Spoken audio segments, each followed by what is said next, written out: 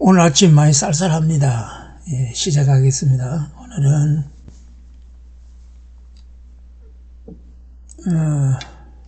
129회 설교 홍수시대 이대로 좋은가? 설교 홍수시대 이대로 좋은가?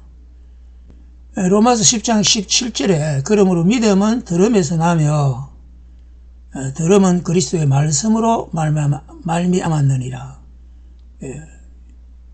믿음은 들음에서 나며 들음은 그리스도의 말씀으로 말미암았느니라. 주님은 제자들과 무리들에게 말씀을 전하셨고 주님의 말씀을 들은 제자들과 무리들은 주님을 메시아로 믿었습니다. 주님께서 12명의 제자들을 사도로 세우신 것은 이 복음의 말씀을 전하기 위함이었습니다. 하나님 말씀을 듣고 믿음이 생겨지며 믿음을 지켜갈 수 있습니다. 주님 성천 이후에 사도들의 설교를 듣고 하루에 3,000명, 5,000명이 주님을 믿고 돌아왔습니다. 그러니까 그 설교의 힘이 얼마나 대단합니까? 구약시대에는 선지자들을 세워서 하나님 말씀을 전하게 하였는데 엘리야와 엘리사 시대에는 선지학교를 세워서 선지자를 양성하였습니다. 예수님의 시대에는 주님께서 직접 말씀을 전하고 가르쳤습니다. 3년 동안이었죠.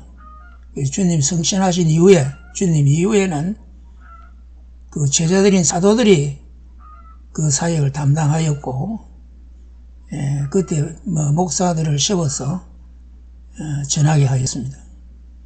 그래서 에베소 4장 11절에 보니 그가 혹은 사도로 혹은 선지자로 혹은 복음 전환자로 혹은 목사와 교사로 주셨으니 라고 했고 디모데전서 4장 14절에 내 속에 있는 은사고 장로에 의해서 안수받을 때 예언으로 말미암아 받은 것을 조심 없이 말며 여기서 사도들이 생존에 있을 때에 하나님의 말씀을 전하게 하려고 목사들을 세웠는데 이 디모데를 장로에 의해서 목사들에 의해서 안수를 받게 하여 세운 것 같습니다. 디모데후서 2장 15절에 내가 진리의 말씀을 옳게 분별하여 부끄러울 것이 없는 일꾼으로 인정된 자로 자신을 하나님 앞에 드리기를 힘쓰라. 그렇게 하면서 디모데후서 4장 2절에 너는 말씀을 전파라. 때를 얻든지 못 얻든지 항상 힘쓰라. 번사에 오래 참음과 가르침으로 경직하며 경계하며 권하라. 이렇게 디모데에게 설교의 사역을 이렇게 부여하신 것입니다. 오늘날은 목사 교육을 위하여 신학교를 세웠습니다. 목사 후보생들은 신학교에서 3년 동안 교육받습니다. 목사는 하나님의 말씀의 성경을 설교로 성도들에게 전합니다. 그런데 신학교에서 교회 신학이니 구약 신학, 신약 신학 등 과목은 가르치면서 정작 성경은 가르치지 않습니다.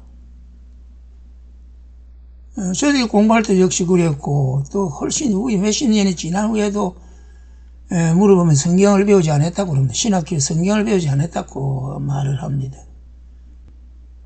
설교는 성경 말씀을 전하는 것입니다. 그런데 성경을 모르면서 어떻게 성경을 설교할 수 있습니까? 신학교 교육에서 성경 위에 학문을 두고 성경을 인간이 만든 학문 아래에 놓고 있습니다. 신학교에서 성경을 가르치는 것을 낮은 교육 수준으로 생각하는 것 같습니다. 성경을 많이 알고 잘 아는 사람은 신학자들이 아니라 설교를 많이 한 목사들입니다. 사도행전에 나오는 아볼로와 같이 성경을 잘 알고 설교에 능한 목사들에게 목사 후보생들을 가르치게 하여야 합니다. 박사 학위를 가졌다고 성경에 능하지 않습니다. 박사라고 모든 성경을 잘 아는 것이 아닙니다.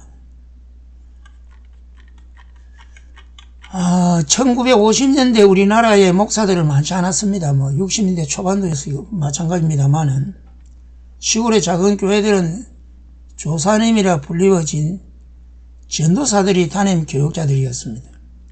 교육자들이 없는 교회들도 많았습니다. 그때 조사님들은 성경학교나 신학교 재학 중이었습니다. 그러니 그때 그 시절 당연히 설교가 귀할 수밖에 없습니다.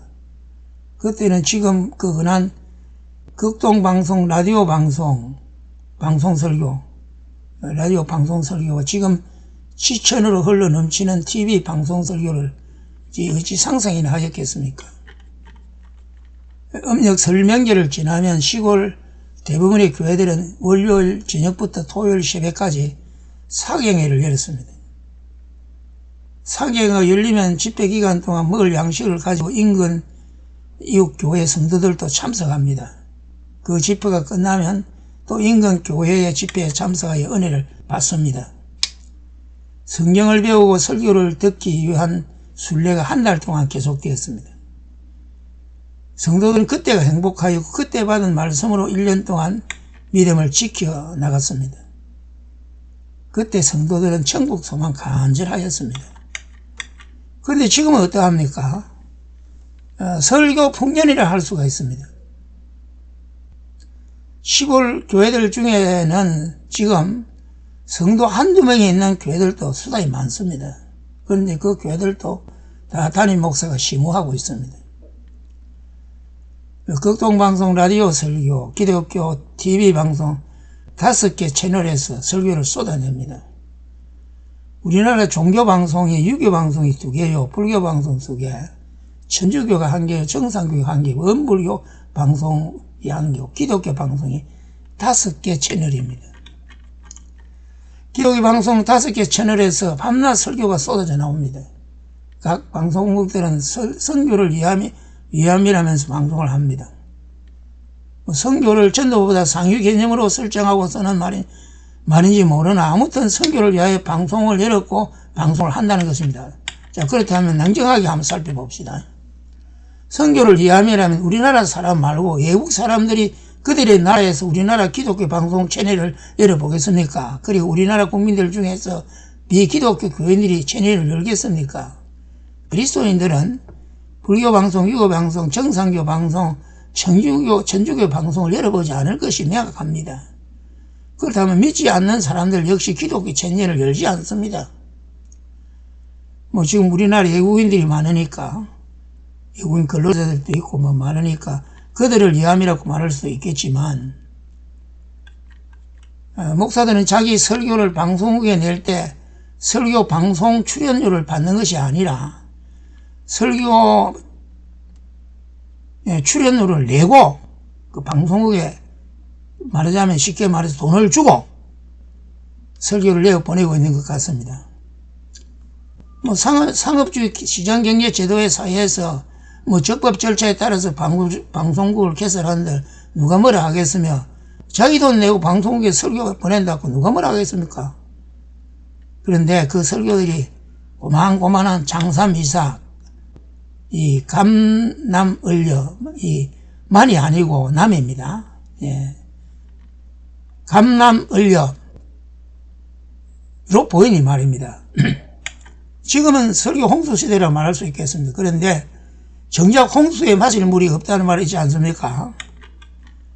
엄중한 하나님의 말씀을 코미디로 변질시키고 청중들은 웃기는 만담 같은 설교를 듣고 은혜 받았다고들 말하며 맹설교라고 말합니다.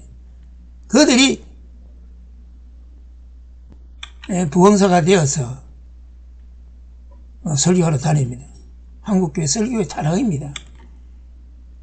병이 나왔다, 돈이 생겼다라고 말을 하시오. 선언만 하면 이루어집니다. 이것이 그 유명한 조용기 목사가 한 설교라고 유튜브에서 보았습니다. 정말 그렇습니까? 그러면은 병으로 고생하는 사람들, 고생하다 죽는 사람 없어야 하고 안 하는 사람 한 사람도 없어야 하지 않습니까? 성경에 어디 그런 말이 있습니까? 물론 내 믿음대로 되라는 말이 있습니다만 거기에 적용할 말씀이 아니라는 겁니다. 고린도후서 4장 2절에 이에 숨은 부끄러움의 일을 버리고 계율 가운데 행하지 아니하며 하나님의 말씀을 혼잡게 아니하고 오직 진리를 나타내므로 하나님 앞에서 각 사람의 양심에 대하여 스스로 청가하노라. 에베소 6장 19절 또 나를 위하여 구할 것은 내게 말씀을 주사 나로 입을 벌려 복음의 비밀을 담대히 알리게 하옵소서 할 것이니 라고 하였습니다. 산불이 나서 삶의 터전을 잃어버린 사람들도 있고 그렇습니다. 참 안타까운 일인데 조심하면 될 것인데 조심이 없어서 그런 거 아닙니까? 천재가 아니고 인재는 참으로 가슴 아픈 일입니다. 한 주간도 주님 은혜 가운데서 평안하시기를 기도하겠습니다.